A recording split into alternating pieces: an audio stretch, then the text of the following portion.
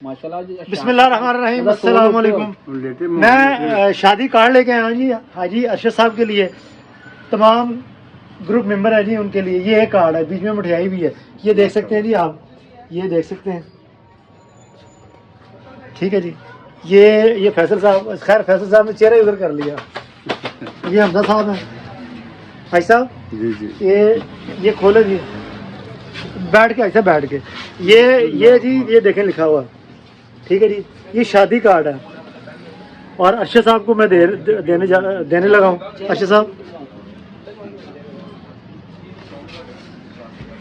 लीजिए, अरशद साहब खोलेंगे।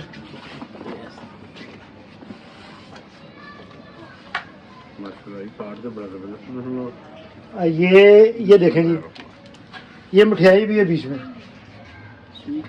ये हाँ जी, वो फैसल साहब कह रहे हैं स्वीट क्या दो, मैं कह जी सीधा सीधा पंजाबी कहन दो।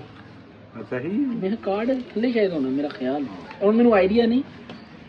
ये आमिर साहब ने खैर ये जी शादी का कार्ड है, ये मेरे बेटे की शादी का कार्ड नहीं है, ये किसी और की शादी का कार्ड है।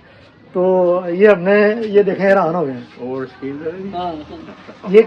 ये शकील साहब ने भेजा है साहब, आमिर साहब ने भेजा था। अच्छा हमें तो आमिर साहब ने भेजा ना, तो शकील साहब की तरफ से है। तो शकील साहब, आमिर साहब, आपको बहुत ज़्यादा जो है ना मुबारक हो, बहुत शुक्रिया आपका।